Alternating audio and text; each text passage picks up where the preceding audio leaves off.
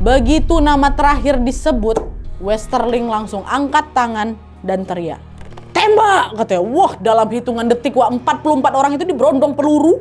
Ya Allah, dari jarak dekat, tanpa sedikit pun dikasih kesempatan untuk membela diri ya, langsung ditembak semuanya, jeritan tembakan dan juga tubuh-tubuh mereka tumbang seketika. Orang disaksikan sama ribuan orang tuh. Hai, wassalamualaikum warahmatullahi wabarakatuh. Terima kasih sudah klik video ini. Dan juga selamat malam, selamat siang, selamat pagi. Khususnya buat wow aku tercinta dari Sulawesi Selatan yang ada dari Makassar, Goa, Bone, Parepare, Maros dan juga sekitarnya. Terima kasih sekali sudah mampir di video ini. Karena malam ini aku akan ngebawain salah satu kisah sejarah paling kelam yang pernah terjadi di tanah kalian sendiri. Seperti yang kita tahu, meskipun Indonesia ini sudah merdeka, perjuangan rakyat ternyata belum selesai, Belanda ini masih berambisi untuk menjajah lagi, dan salah satu siasatnya waktu itu adalah mendirikan negara federal alias negara boneka yang tujuannya sangat jelas, memecah belahkan persatuan Indonesia. Tapi tentu saja rakyat kita itu nggak tinggal diam di situ. Perlawanan muncul dari berbagai penjuru, dan yang paling bikin Belanda kelabakan justru datang dari Sulawesi Selatan, Nah, dari perlawanan di Sulawesi Selatan inilah muncul satu nama yang kelak dikenal karena kekejamannya, yaitu Raymond Westerling. Awalnya dia itu ditugaskan untuk meredam kelompok yang dianggap pemberontak. Tapi setelah satu kejadian besar, serangannya jadi makin brutal lagi. Eksekusi massal tanpa pengadilan, ada pembunuhan warga sipil, sampai ribuan nyawa melayang. Banyak kali kejadian brutal yang terjadi di sini. Nah, kira-kira apa yang bikin si Westerling ini bisa segila itu, dan apakah para pejuang di Sulawesi Selatan berhasil memukul mundur pasukan dari Westerling? Tanpa berlama-lama, kita langsung masuk aja ke ceritanya. Check it out.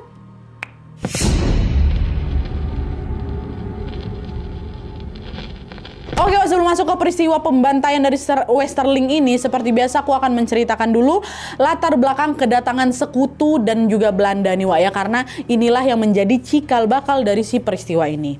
Oke, kalau kita tarik mundur ke belakang, sejarah Indonesia merdeka itu kan pada tanggal 17 Agustus 1945 kan. Saat itu rakyat Indonesia masih harus menghadapi ancaman dari Belanda yang berambisi mau menjajah lagi setelah Jepang menyerah dengan sekutu. Nah, demi bisa mewujudkan ambisi itu, di tanggal 29 September tahun 1945, Belanda ini mengutus Nika, lembaga sipil yang juga sudah disusupi sama tentara militer untuk masuk ke Indonesia dengan membonceng pasukan sekutu asal Inggris yang bernama Afnei. Ya, sebenarnya nih, ya, tujuan kedatangan Afnei datang ke Indonesia tuh tujuannya baik, yaitu untuk membersihkan sisa-sisa pengaruh Jepang di Indonesia. Jadi mereka ini istilahnya mau datang ke Indonesia lagi itu untuk membawa perdamaian si Afnei ini. Tapi pas rakyat Indonesia kalau ada pasukan Belanda yang menyusup ke dalam pasukan Afnei ini, Nica itu datang, rakyat jadi curiga. Kok ada Belanda? Ngapain Belanda datang? Jangan Belanda mau menjajah lagi nih. Kan mereka udah ngerasain pahitnya dijajah Belanda selama hampir 3,5 abad kan, Jadi rakyat Indonesia tuh udah nggak percaya sama sekali sama mereka. Sekalipun mereka nih bilang datang nih mau bawa perdamaian nggak percaya mereka. Dan ternyata kecurigaan mereka tuh terbukti, Tidak lama kemudian, Belanda ini langsung ngatur siasat untuk mengambil alih kekuasaan Indonesia dengan cara mendirikan negara federal. Apa itu? Negara-negara bagian yang berdiri sendiri, tapi tetap di bawah satu payung Republik Indonesia. Misalnya, kayak negara Indonesia Timur, negara Pasundan, negara Sumatera Timur, dan juga negara Madura. Jadi semua itu tuh nanti mau dibentuk sama Belanda supaya Indonesia ini nggak bersatu sebagai satu republik yang kuat. Jadi gampang dikendalikan lah, ini gampang dipecah belah nih, tujuan Belanda kayak gitu. Tapi tentunya rencana pendirian negara federal ini dikecam sama rakyat Indonesia. Akhirnya muncullah perlawanan besar-besaran, di berbagai daerah termasuk di Sulawesi Selatan. Di sana muncul kelompok pejuang yang bernama LAPRIS atau Laskar Pemberontak Rakyat Indonesia Sulawesi Selatan, yang terdiri dari rakyat sipil bersenjata, ex-tentara, dan juga pemuda-pemuda lokal.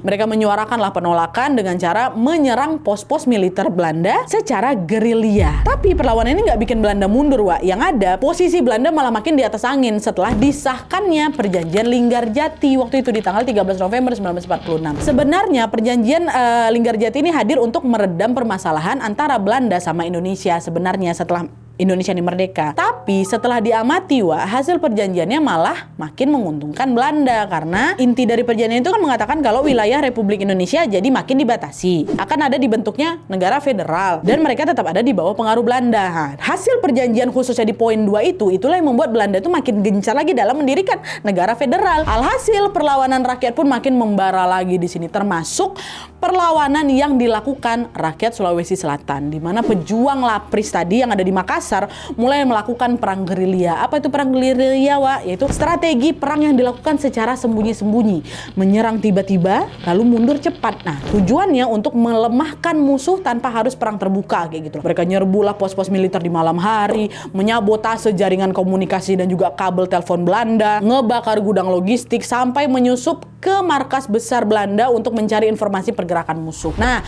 aksi-aksi ini nggak main-main, Selain bikin Belanda itu kelimpungan, posisi kota Makassar yang strategis ini juga bikin Belanda ini jadi waspada. Soalnya kalau sampai wilayah ini dikuasai sama pejuang Indonesia, pengaruh Belanda di Indonesia bagian timur, kan bagian Makassar kan, bisa runtuh total. Nah, karena itulah aksi gerilya dari Lapris ini dianggap sebagai ancaman paling serius dibanding sama daerah-daerah lain. Belanda nggak cukup lagi ngandelin tentara-tentara biasanya aja untuk melawan pejuang kita, Akhirnya di situ Panglima Besar Militer Belanda yang bernama Letnan Jenderal Simon Spoor ngadainlah rapat darurat nih di Batavia ya, dan memutuskan untuk nurunin pasukan elit mereka yang paling brutal, yaitu Depot Special Troepen atau DST. Ini DST nih, diturunkan khusus untuk menangani kekacauan yang ada di Sulawesi Selatan. Pasukan DST ini dikomandoi sama siapa? Itulah tadi sama si Raymond Westerling itu, komandan tentara Belanda yang memang sudah dikenal tegas dan juga kejam dalam menumpas perlawanan rakyat, Dan siapa sangka keputusan ini ternyata mengawali tragedi besar di Sulawesi Selatan akibat dari tindakan-tindakan kejam Westerling. Nah, siapa si Westerling ini sebenarnya, Nadia? Dan kekejaman seperti apa yang sudah dia lakukan? Ini kita masuk dulu ke profil si Westerling nih, ya.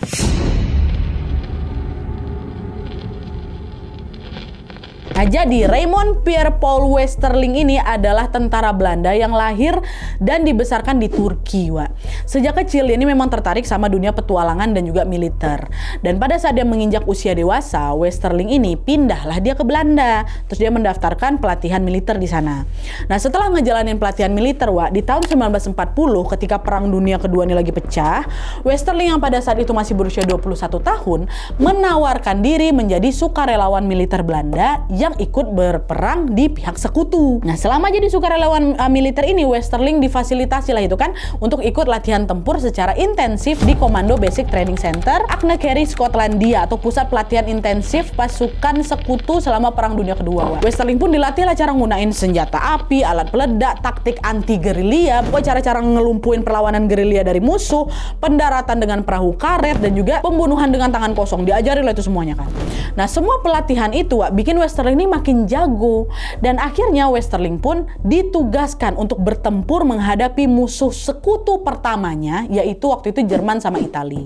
Nah, selama menghadapi musuh pertamanya ini, Westerling ini dikenal sebagai prajurit yang sangat pemberani dan juga brutal. Dia nyerbu semua camp-camp musuh di malam hari, dia ngebakar pos-pos militer, dia mengeksekusi tahanan tanpa ampun, pokoknya dia brutal kali lah. Nah, udah nih, akhirnya setelah tugas dia yang pertama itu selesai, di tanggal 25 Juni 1945, Westerling balik lagi ke militer Belanda di bawah pimpinan Panglima tadi, Panglima Besar Simon Spoor itu. Nah, nggak lama kemudian Westerling baru dikirim ke Indonesia, sama si Nika itulah, dan juga pasukan sekutu. Nah, selama berada di Indonesia, ini masih di Indonesia nih, masih di Batavia, Westerling ini dipercaya memimpin operasi militer untuk meredam perlawanan dari berbagai daerah. Tugas pertamanya adalah membebaskan pasukan pro Belanda yang waktu itu ditahan di Medan, Sumatera Utara. Tapi kedatangannya di Medan ini dianggap sebagai ancaman, Jadi waktu dia datang langsung diserbu tuh sama kelompok pejuang yang ada di Medan. Dan disinilah kekejaman Westerling mulai terlihat di Indonesia. Dia dan pasukannya nggak segan-segan menyekap, menyiksa, bahkan menembak mati orang-orang yang berusaha untuk menghalangi misi mereka tuh. Medan dulu yang pertama. Dan karena aksi kekejamannya itu, militer Belanda ini jadi makin percaya sama keahliannya si Westerling ini. Akhirnya di bulan November 1946 barulah dia dipercaya untuk membentuk unit elit militer Belanda yang kemudian dikenal sebagai DST tadi, atau Depot Special Troepen tadi tuh loh. Nah, pasukan ini tuh DST ini adalah unit elit yang dirancang khusus untuk menghadapi perang gerilya di Indonesia, terutama di daerah-daerah yang perlawanan rakyatnya kuat, yang perlawanan rakyatnya sulit dikendalikan sama Belanda lah kayak gitu. DST baru diturunkan. Dan dalam hal ini DST ini ditugaskan untuk meredam perlawanan rakyat di Sulawesi Selatan, karena waktu itu Sulawesi Selatan yang kelihatannya kuat kali waktu itu ya kan, perlawanan rakyat Indonesianya. Jadi Belanda tuh ketakutan waktu itu sama warga Sulawesi Selatan. Mereka menganggap Sulawesi Selatan ini nggak bisa diredam sama tentara Belanda biasa, harus sama punggawanya langsung nih, harus sama DST lah gitu, harus DST yang turun tangan. Dah. Nah, setelah dapat perintah dari Jenderal Spoor, waktu itu, ini kita balik lagi ke kasus yang tadi ya, profil Westerling udah sampai situ aja. Nah, waktu dia udah dapat mandat dari Jenderal Spoor, waktu itu Westerling nggak langsung berangkat ke Sulawesi Selatan, Dia masih harus nyelesain misinya dulu tuh di Medan ya kan. Jadi Westerling pun mengutus 20 pasukan DST di bawah pimpinan wakilnya yang bernama Letnan Vermeulen ya. Nah, mereka ini ditugaskan untuk datang lebih dulu ke Sulawesi Selatan. Pasukan ini pun tiba di Makassar di tanggal 15 November 1946. Begitu sampai di sana, Vermeulen ini, si wakilnya ini langsung mimpin pasukannya untuk melacak keberadaan para pejuang Makassar. Mereka masuklah ke wilayah yang dianggap sebagai basis para gerilyawan macam di Makassar, di Goa, Takalar, Jeneponto, dan juga Maros. Masuk nih nyelinap nih. Pasukan Vermeulen menggali lagi informasi selama beberapa hari di sana sampailah mereka berhasil mengumpulkan nama-nama orang yang diduga terlibat langsung di dalam gerakan pejuang pro-republik. Waktu itu mereka dapat info itu dari pengakuan warga yang ditindas atau dari laporan mata-mata lokal. Ada juga mata-mata lokal waktu itu. Udah dikumpulin nama-nama itu kan. Setelah nama-namanya terkumpul, Vermeulen pun balik lagi ke markas sambil menunggu Westerling nyampe. Westerling kan dari Medan tuh. Barulah di tanggal 5 Desember 1946, Westerling datang dengan membawa tambahan pasukan DST berjumlah 120 orang. Wah, kemarin kan 20 pasukan nih udah datang duluan sama si Vermeulen kan. Sekarang Westerling ini datang lagi dengan pasukan yang lebih banyak, 120 orang itu. Mereka dikenal sebagai pasukan elit anti gerilya selain DST itu. Mereka bersenjataan lengkap dan mereka diberi wewenang penuh oleh Spoor untuk menumpas pemberontakan yang ada di Sulawesi Selatan. Nah, tapi meski pasukan ini terkenal garang, Westerling itu nggak langsung main serbu aja waktu itu. Dia waktu itu minta daftar nama-nama orang yang diduga pro-republik ini, nama-nama pejuang kita dari Vermeulen yang udah survei dari awal ya kan. Terus menyusun strategi untuk menumpas kelompok pejuang itu selama kurang lebih 7 hari. Meeting lah ibaratnya mereka itu. Nah, setelah rencana itu matang, setelah selesai meeting, barulah Westerling ini mulai melancarkan operasi militer brutal hingga menewaskan ribuan nyawa di Sulawesi Selatan. Wah, ini masuk nih ke pembantaian dari Westerling.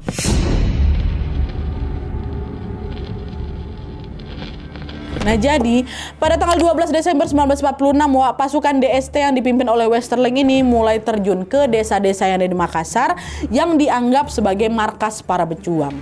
Pasukan itu dipecah menjadi 3 kelompok. Pasukan pertama dipimpin sama Sersan Mayor H. Dolkens, tujuannya untuk mengepung desa Borong namanya. Terus yang kedua oleh Mayor Instruktur G. Wolf, yang tugasnya ngepung desa Batua dan juga Patu Norang. Terus pasukan ketiga inilah baru yang dipimpin sama Westerling, tugasnya menunggu di lapangan desa Batua. Jadi Westerling itu cuma monitor aja, nggak ikut ngepung-ngepung desa. Yang ngepung-ngepung desa tuh yang 2 orang tadi tuh. Nah, pengepungan itu dimulai di jam 4 subuh, 4 pagi, di mana pasukan DST ini mulai menggeledah rumah-rumah warga kan, Para warga yang masih terlelap tidur dipaksa bangun, diseret keluar, terus digiring tuh menuju ke lapangan desa Batua yang lagi si Westerling nunggu di situ, digiring ke sana sambil ditodong sama senjata. Warga dari desa Borong dan juga Patu Norang tadi juga sama, mereka diteriakin, dibangunin, ditendang, dipaksa jalan kaki berjam-jam menuju ke lapangan desa Batua. Pokoknya semua harus kumpul di desa Batua. Nah, ngeliat pasukan Belanda yang tiba-tiba ngepung, ada beberapa rakyat yang panik lah kan, Ya wajar, berusaha kabur nih. Tapi sebelum mereka sempat kabur, kekejaman pasukan Westerling udah dilihat di sini. Di mana pasukan Westerling langsung menembak mereka sampai mati di tempat. Padahal mereka yang kaburin bukan lagi diincar loh, bukan. Gara-gara mereka ngelawan kaburnya, ditembak langsung. Udah ada nih, kekejamannya ditengok dari awal kan. Nah, kumpul semua sekitar jam 8 pagi. Semua warga yang jumlahnya sekitar 3.000 sampai 4.000-an orang, udah dikumpulkan di lapangan desa Batua. Di situ Westerling bilang, di antara kalian semua ada para penjahat, perampok, pembunuh, dan pemberontak yang udah bikin kacau. Kami harus ngehukum mereka semua biar situasi di Makassar ini damai. Kalau ada yang ngelawan, nyawa kalian semua taruhannya. Itu kata dia. Nah setelah ngomong kayak gitu, Westerling mulai ngebacain tuh, Wak, 44 nama orang yang diduga sebagai kelompok pemberontak. Which is ini adalah para pejuang Indonesia kita, Wak. Dia dapat dari mana 44 nama ini? Dari daftarnya udah dikasih sama Van Molen. Baca sama dia satu. Nah, suasana makin tegang. Tiap nama dipanggil ke tengah lapangan, orang-orang yang dipanggil itu cuma bisa pasrah, Wak. Dia berdiri dalam barisan tanpa tahu nasib mereka selanjutnya. Dibaca. Begitu nama terakhir disebut, Westerling langsung angkat tangan dan teriak, "Tembak!" katanya. Wah, dalam hitungan detik, Wak, 44 orang itu diberondong peluru. Ya Allah, dari jarak dekat, tanpa sedikit pun dikasih kesempatan untuk membela diri ya, langsung ditembak semuanya, jeritan tembakan dan juga tubuh-tubuh mereka tumbang seketika. Orang disaksikan sama ribuan orang tuh. Dan semua itu terjadi hanya dalam hitungan detik, Wak. Cepat, dingin, brutal. Lihat kawan-kawannya dieksekusi kayak gitu, apa nggak makin panik ribuan warga yang di sana, Wak, kan? Ada yang mulai berlarian, ada yang cuma diam pasrah di tempat aja. Makin kelihatan lagi kebrutalan si DST atau Westerling di sini, Wak. Waktu mereka pada kabur ini semua nih, Wak, ya, DST bukan lagi menembak berdasarkan nama dalam daftar, tapi udah mulai asal tembak lagi semua orang yang terlihat lari dari barisan. Tembak sama dia. Orang-orang tuh langsung diberondong peluru tanpa ampun, Wak. Nggak peduli dia bersalah apa enggak, asal kau bergerak langsung ditembak. Itu ya langsung melonjak lah itu korban tewasnya kan, Wak. Dari 44 orang hanya dalam hitungan menit aja udah ratusan orang tewas di situ. Udah loh, tembak-tembak juga ke udara sambil ngancam. Kalau ada yang berani kabur dari sini, nasib kalian akan sama seperti mereka. Wah, udah dengar tembakan dan teriakan itu, warga pun udah ada yang nggak bisa berkutik, ada yang udah keburu ditembak apa segala macam. Selain menembak rakyat desa Batua dengan membabi buta kayak gitu, Wak, ya, buat mengontrol pergerakan warga. Pada saat itu juga Westerling ini langsung mengganti kepala desa setempat dengan kepala desa yang pro sama Belanda. Selain itu mereka juga ngebentuk polisi desa yang tugasnya ngawasin dan juga nangkepin para warga yang terlibat gerakan pro republik. Wah, langsung dibentuk sama dia waktu itu. Dan upaya itu ternyata berhasil menyebarkan ketakutan di tengah masyarakat, Wak. Nggak cuma di desa Batua aja, ketakutan itu juga menyebar lah ke desa-desa lain di Makassar dan sekitarnya. DST turun, Westerling giniin apa segala macam. Apa nggak takut orang-orang di situ ya kan, Wak? Di sini warga langsung dihantui teror pasukan Westerling yang sewaktu-waktu bisa datang ke desa mereka kapan aja. Gak takut nih mereka semua nih. Dah DST makin di atas angin lah waktu itu. Nah ini masih di hari yang sama ya, Wak, ya, masih di tanggal 12 Desember 46 itu, pasukan Westerling berpindah, Wak, ke desa Tanjung Bunga dan juga beberapa desa lain yang diduga menjadi markas persembunyian jaringan Lapris. Mereka geledah lah itu semua rumah-rumah warga dan mengumpulkan mereka semua di tengah lapangan. Sama macam di desa Batua itu dikumpulin. Begitu warga udah kumpul, Westerling langsung memisahkan lagi tuh orang-orang yang diduga terlibat dalam jaringan Lapris ini. Dibacain 1, 2, 3, nah maju ke depan semua. Udah kumpul semua di depan. Di hadapan warga, orang-orang itu pun ditembak satu persatu dari jarak dekat. Langsung tumbang mereka-mereka semua. Westerling balik ngomong kayak gini, kalian lihat sendiri kan? Inilah akibat kalau kalian berani nentang Belanda. Gak berhenti di situ aja, Wak. Pasukan Westerling ini juga terus meneror daerah lain di Makassar dengan pola yang sama juga. Mereka kepung desa-desa yang diduga jadi markas para pejuang pro republik. Warganya dikumpulin nanti di tengah lapangan, ya kan? Lalu orang-orang yang dicurigai sebagai pemberontak bakal dipanggil dan langsung dieksekusi di tempat. Bahkan Westerling ini juga nggak segan-segan ngebakar desa-desa yang dianggap membangkang, Wak. Dan hal ini terus berlangsung selama 6 hari dari tanggal 12 Desember sampai 18 Desember 1946. Akibatnya ratusan warga sipil tewas tanpa bukti valid kalau mereka ini betul-betul terlibat dalam pemberontakan atau tidak. Semua dibantai sama si Westerling nih. Dah, setelah 6 hari itu, setelah Makassar dianggap berhasil dibersihkan, Westerling nerima info, Wak, dari mata-mata lokal kalau di daerah Polong Bangkeng ada 150 tentara Indonesia dan juga seratusan anggota Lapris yang bersiap melakukan pemberontakan. Dia dapat informasi itu. Nah, dengar info itu, pasukan Westerling langsung ngegas, Wak, pergilah ke sana mau ngelawan mereka nih. Ada pemberontak di sana. Nah, tapi begitu sampai di sana, Belanda ini nggak ngelihat ada pergerakan dari tentara maupun Lapris, Wak. Yang ada ya udah cuman warga yang lagi beraktivitas seperti biasa aja. Nah, di sini nih, Wak, ya, kebrutalannya makin membabi buta lagi. Dimana di situ Westerling menduga kalau mereka ini lagi nyamar jadi warga biasa nih. Dan di situ Westerling menerapkan pola yang sama seperti sebelumnya. Mereka langsung serbu desa-desa ini. Desa yang diam-diam aja sebenarnya kan nggak ada ngeberontak sama sekali. Mereka serbu, mereka tembakin orang-orang yang dituduh sebagai tentara Indonesia Lapris itu. Tembak semuanya, Wak. Dan dari penembakan massal itu ada sekitar 330 orang terbunuh tanpa tahu apakah mereka itu betul-betulan anggota Lapris atau bukan. Main asal tembak aja pokoknya. Nah, setelah berhasil melumpuhkan rakyat yang ada di Polong Bangkeng, Westerling nggak langsung menghentikan aksinya, Wak. Dia kembali lagi melanjutkan serangan ke wilayah-wilayah lain yang dianggap sebagai basis gerakan pro-republik. Salah satunya adalah Goa. Ya, di sana operasi brutal kembali terjadi sampai menewaskan 257 orang. Wah. Nah, waktu dengar keberhasilan Westerling ini menghadapi para pejuang di beberapa desa, Jenderal Spur nih, atasan dia, langsung ngasih lebih banyak kekuasaan, keleluasaan lagi, Wak, sama si Westerling supaya dia bisa gerak bebas ke wilayah lain. Langkah yang diambil sama Jenderal Spur waktu itu adalah dengan menetapkan Nutusten alias keadaan darurat militer di Sulawesi Selatan di tanggal 6 Januari 1947. Dengan status ini, militer Belanda, terutama Westerling dan juga pasukannya, dikasih kekuasaan penuh untuk ngelakuin tindakan ekstrim tanpa harus ikut aturan sipil atau hukum. Wah, bahkan semua aksi brutalnya Westerling, kayak eksekusi tanpa pengadilan, itu tuh bisa dianggap sah loh. Karena apa? Karena dibungkus alasan menjaga keamanan. Jadi bisa dibilang Nutusten tadi ini ngebuka jalan untuk Westerling bertindak lebih sewenang-wenang lagi tanpa takut dipermasalahkan, tanpa takut diadili gitu loh, karena dia nggak apa-apa status darurat. Nah, dengan adanya status darurat ini, Westerling pun jadi makin punya wewenang lagi lah untuk mengendalikan operasi militer di seluruh wilayah Sulawesi Selatan kan, Wak. Dari situ penyerbuan yang dia terapin pun makin membabi buta lagi.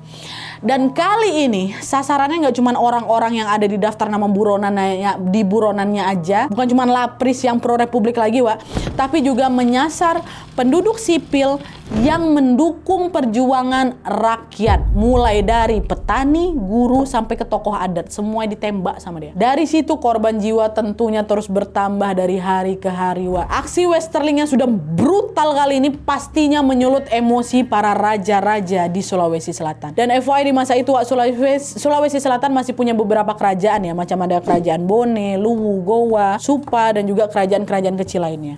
Nah, dua raja yang terkenal gencar memimpin perjuangan para pemuda adalah Raja Bone yang ke-31, Wak, bernama Raja Andi Mapanyuki dan Andi Abdullah Bau Masepe dari kerajaan Supa. Nah, bahkan Raja Bau Masepe ini, Wak, sampai ikut terjun langsung loh mengomandoi perlawanan di Goa waktu itu. Beliau memimpin para pemuda untuk bergerilya nyerbu pos-pos militer Belanda, ngebakar gudang logistik, sampai menyusup ke markas Belanda untuk memutus sistem komunikasi mereka, ya kan, dipimpin sama raja. Nah, walaupun Westerling ini terkenal brutal dan dia ini nggak segan-segan juga mengeksekusi rakyat sipil, Wak, tapi serangan yang dipimpin langsung oleh Raja Bau Masepe ini, Wak, bikin Westerling ketar-ketir waktu itu. Perlawanan ini bukan cuma simbolis saja, tapi betul-betul bikin posisinya Belanda di Sulawesi Selatan waktu itu goyang, Wak, waktu raja ini turun. Dan demi bisa mengendalikan situasi yang makin lepas ini, Westerling pun mulai menerapkan siasat licik, di mana dia mengutus mata-mata lokal untuk mengintai keberadaan Raja Bau Masepe dan juga orang-orang yang membantu persembunyiannya. Dia taruh mata-mata di situ. Mata-mata siapa? Mata-mata lokal loh itu, ya Allah. Udah ditaruh di situ. Begitu dia dapat info kalau raja bersembunyi di sana, Westerling langsung ngerahin pasukan yang paling kuatnya lagi lah nih ya, untuk menangkap Raja Bau Masepe. Westerling sangat yakin kalau perlawanan mereka ini bisa dilumpuhkan kalau pemimpin mereka bisa ditangkap, ya kan? Tanggap raja itu. Dan ketangkap, Wak. Raja Bau Masepe berhasil ditangkap. Perlawanan rakyat di Goa pun otomatis makin melemah. Raja mereka ditangkap, ya kan. Nah, nggak mau melewatkan kesempatan itu, Westerling pun merintahin pasukannya untuk mengeksekusi Raja Bau Masepe di depan umum. Tujuannya untuk nyebarin ketakutan lebih luas lagi ke masyarakat kan. Dan eksekusi itu dilaksanakan di tanggal 2 Februari 1947, di mana pasukan Westerling ini ngumpulin warga-warga semua di area terbuka. Lalu di tengah kumpulan warga itu, Raja Masepe langsung ditembak mati dari jarak terdekat, Wak. Ya Allah. Ngelihat raja mereka dibunuh, rakyat Goa tentunya nggak diam aja di situ. Amarah mereka langsung meledak saat itu juga. Mereka ngerahin segala kemampuan mereka untuk melawan Belanda ya kan. Wow, langsung diserang lagi sama mereka balik. Suasana di sana pun langsung berubah jadi medan pertempuran, kerusuhan, pecah lah itu di mana-mana. Tapi bukan yang mundur, Wak. Westerling ini justru membalas dengan cara yang lebih kejam lagi. Dia langsung perintahkan pasukannya untuk melakukan penembakan massal ke semua warga yang dianggap melawan. Tanpa ampun, suara tembakan langsung bergema bertubi-tubi, menghabisi puluhan bahkan ratusan nyawa dalam waktu singkat. Mayat-mayat mereka pun cuma ditumpuk-tumpuk gitu aja ke dalam lubang besar yang memang sudah digali sebelumnya. Taruh di situ. Macam sampah dibikin sama Westerling, Wak. Nah, tewas. Nah, setelah dia puas menumpahkan darah di sana, pasukan Westerling nggak diam. Mereka lanjut lagi bergerak ke daerah-daerah lain lagi. Mereka melanjutkan operasi brutal yang sama, seolah-olah nyawa manusia itu udah nggak ada lagi harganya di mata mereka. Wah, nyerbu ke sana tembak, nyerbu ke sana tembak, gitu-gitu ya terus. Nah, pada pertengahan Februari 1947, Wak, Westerling waktu itu sedang memfokuskan operasi militernya ke pesisir Tanete. Nah, di sana pasukan Westerling ini ngebakar desa-desa yang dianggap sebagai base camp para pejuang dan menyerbu pasar-pasar yang menjadi pusat ekonomi warga kala itu. Nah, pada saat itu Westerling ini mengutus pasukan DST di bawah komando siapa tadi wakilnya, Vermeulen kan, untuk menyerbu daerah Mandar namanya. Dulu nih wilayah ini masih masuk bagian Sulawesi Selatan, Wak, Mandar ini ya. Kalau sekarang katanya udah masuk Sulawesi Barat ya. Nah, penyerangan di Mandar ini dilakukan setelah Westerling menerima laporan dari mata-mata lokal yang menyebutkan adanya aktivitas pejuang pro-republik di wilayah itu. Datang lagi lah mereka ke sana. Dan betul aja, Wak, waktu itu Vermeulen dan juga pasukan DST waktu nyampe di Mandar, rupanya mereka langsung dihadang sama laskar pejuang lokal. Memang betulan ada laskar kita di sana. Dan dalam waktu singkat terjadilah pertempuran besar di mana pasukan DST menyerang mereka dengan tembakan api, sementara laskar pejuang kita ini, Wak, ngelawan dengan ya udah persenjataan seadanya aja, tapi mereka nggak takut sama sekali, mereka seranglah mereka ya kan. Tapi di sini, Wak, meskipun persenjataan laskar kita tuh nggak lengkap, laskar pejuang lokal berhasil menewaskan 2 pasukan DST. Dan ini adalah pertama kalinya ada pasukan DST yang tewas. Dari 12 Desember 1946 sampai ke awal awal 47 ini baru 2 pasukan mereka yang tewas. Baru di sinilah, baru di Mandar ini. Melihat itu marah besar si Vermeulen, Wak. Dia langsung ngabarin, langsung ngadu dia ke atasannya kan, langsung ngadu dia ke Westerling. Wah, ini ada 2 pasukan kita mati, Pak. Langsung Westerling bilang, dah hanguskan semua orang yang ada di sana. Dan atas komando itu langsunglah Vermeulen memimpin pasukannya memberondong tembakan ke seluruh pejuang di sana sampai mereka mundur. Dan gak cuma itu aja, Vermeulen ini juga memerintahkan pasukannya untuk ngebantai semua orang yang ada di sekitar sana, termasuk warga sipil yang gak bersalah. Total jiwa dalam kejadian itu, dalam serangan di Mandar itu ada 364 orang. Dan ini adalah jumlah korban terbanyak di satu wilayah ya, dibandingkan serangan-serangan pasukan Westerling di wilayah lain. Tapi rupanya darah yang tumpah di Mandar ini belum cukup bagi Westerling, Wak. Selang beberapa hari kemudian dia kembali lagi memimpin langsung serangan brutal ke desa-desa lain seperti di Kulo, Amparita, dan juga Maroangin. Pola serangannya juga tetap sama, Wak, mengepung, menyisir, dan mengeksekusi warga yang dianggap membangkang. Bahkan Westerling ini juga menargetkan sejumlah tahanan yang berada dalam pengawasan militer Belanda, Wak. Nah, tahanan-tahanan ini adalah orang-orang yang ditangkap oleh Belanda sebelum DST datang, sebelum Westerling datang Sulawesi Selatan, dan rata-rata mereka itu ditahan karena memang melakukan tindakan kriminal, Wak, macam ngerampok dan juga lain-lain. Bukan karena terlibat ngelawan Belanda ya, bukan, kan mereka udah ditahan sebelum DST datang kan. Tapi meskipun cuma ada di dalam tahanan, Wak, Westerling nganggap mereka ini, para tahanan ini tetaplah ancaman besar yang sewaktu-waktu mungkin bisa nyerang Belanda nih. Jadi Westerling pikir mereka wajib dieksekusi. Nah, betulan para tahanan ini digiringlah ke lapangan terbuka dan tanpa proses pengadilan mereka diberondong tembakan secara membabi buta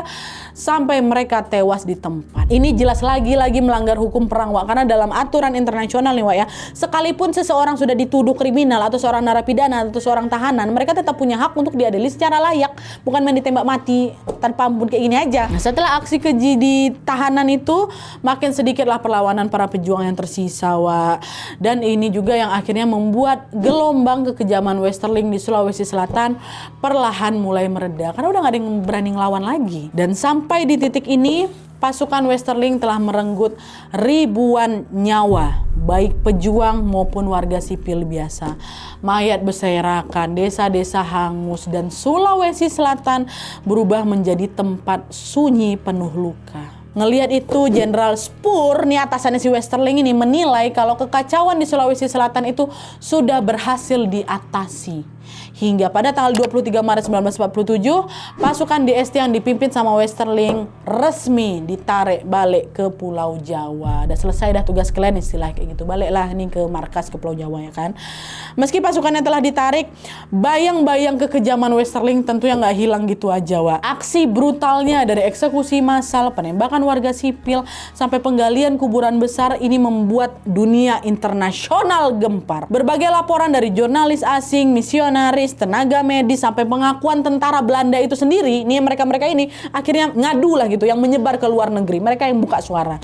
Bahkan media-media di Belanda pun ikut mengkritik keras tentang si Westerling. Westerling ini dituding sudah melakukan pelanggaran HAM berat, bahkan genosida. Tekanan dari berbagai pihak akhirnya memaksa Belanda untuk membuka penyelidikan resmi terhadap Westerling. Disidang dia.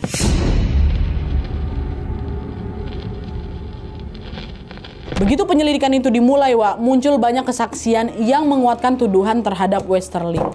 Westerling diketahui sudah mengeksekusi warga sipil hanya berdasarkan daftar dari intelijen lokal yang kebenarannya nggak pernah bisa diverifikasi. Jadi ya udah, asal dapat nama itu aja langsung ditembak, nggak dicek dulu. Proses hukum juga diabaikan, pembelaan diri ditiadakan, dan juga korban terus berjatuhan selama dia yang pegang selama dia pegang misi itu kan. Dalam catatan investigasi, Wak, korban dari operasi Westerling di Sulawesi Selatan ini diperkirakan mencapai 3.000 sampai 4.000 jiwa. Pada saat mendapatkan laporan ini, Belanda langsung kewalahan membendung tekanan, Wak, karena bukti-bukti dan saksi terus bermunculan nih tentang kekejaman si Westerling ini, langsung muncul saksi-saksi waktu itu ya kan. Dari situ negara-negara lain pun mulai mendesak Belanda untuk menyelidiki Westerling. Nah, karena nggak mau namanya tercoreng, pemerintah Belanda pun akhirnya melakukan penyelidikan kepada Westerling di bulan April tahun 1947. Dalam penyelidikan itu, Westerling terus-terusan nyangkal, Wak, kalau dia udah melakukan kejahatan perang. Bahkan dia sempat bilang kayak gini, aku nggak pernah ya nyuruh pasukanku ngancurin desa-desa, aku juga nggak nembakin orang-orang yang nggak bersalah kok, aku cuman ngeksekusi orang-orang jahat. Mereka yang dihukum itu memang semuanya terbukti bersalah, bukan asal nuduh aja, kata dia kayak gitu. Dan dari pembelaan itu, pengadilan Hindia Belanda waktu itu menyatakan apa? Westerling tidak bersalah. Enggak.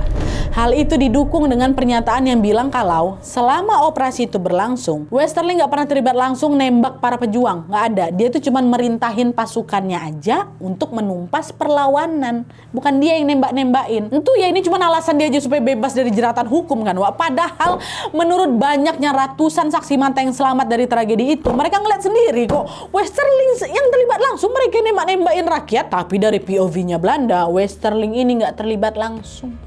Makanya dia bisa lolos dari hukum internasional tuh, lolos dia. Dia cuma dibebas tugaskan aja di bulan November 48. Setelah kejadian ini, Westerling memang nggak pernah dihukum atas kejahatannya, Wak. Tapi beberapa dekade kemudian, tepatnya di tahun 2013 kemarin, pemerintah Belanda akhirnya mengakui bahwa tindakan Westerling ini merupakan pelanggaran HAM berat. Mereka mengakui, mereka pun secara resmi meminta maaf kepada seluruh keluarga korban dan memberikan kompensasi sebesar 20.000 euro atau sekitar 300 juta rupiah pada tahun itu kepada para janda yang kehilangan suaminya pada saat peristiwa ini terjadi. Kompensasi ini diberikan setelah adanya gugatan dari 10 orang janda korban Westerling yang difasilitasi oleh LSM, Komite Utang Kehormatan Belanda atau KUKB, dan akhirnya dimenangkan lewat pengadilan di Den Haag. Fakta inilah menjadi salah satu momen penting karena akhirnya dunia internasional secara legal mengakui bahwa kejahatan Westerling itu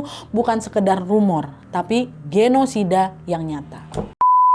Oke, Wak, jadi itu tadi kisah kelam tentang pembantaian tragis yang menimpa rakyat Sulawesi Selatan, terutama warga Makassar dan juga sekitarnya, saat mereka berjuang mati-matian mempertahankan kemerdekaan Indonesia. Di balik perjuangan luar biasa itu, banyak pejuang dan rakyat biasa yang harus gugur di tangan komandan militer Belanda paling kejam, yaitu Raymond Westerling, Wak. Bayangin aja, siapa yang dia curigai menentang Belanda langsung dieksekusi tanpa pengadilan waktu itu. Bahkan warga biasa yang sama sekali nggak bawa senjata bisa ditembak di tempat tuh, hanya karena dituduh ikut memberontak, bisa separah itu. Dan nih, Wak, ya, kami dapat informasi kalau Yang bikin pedihnya lagi, sosok sekejam Westerling ini sempat dianggap pahlawan loh Wak di negaranya sendiri. Dan dipuja karena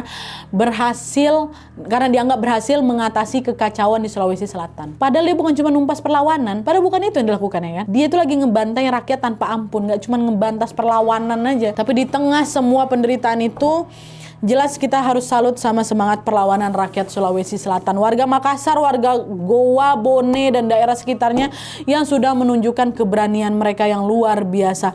Mereka berani melawan, berani bergerilya, dan berdiri tegak membela tanah air. Meski mereka tahu bahwa nyawa sudah menjadi taruhannya. Hormat tertinggi untuk mereka semua. Kalau di antara kalian ada punya keluarga yang tinggal atau berasal dari Sulawesi Selatan, coba tanyain Wak. Bisa jadi kisah ini juga berkaitan sama jejak sejarah dari keluarga kalian. Dan tentunya kalau misalnya ada informasi tambahan atau ada informasi yang keliru yang aku sampaikan di sini, boleh langsung tambahin saja atau juga perbaiki di kolom komentar di bawah Wak ya.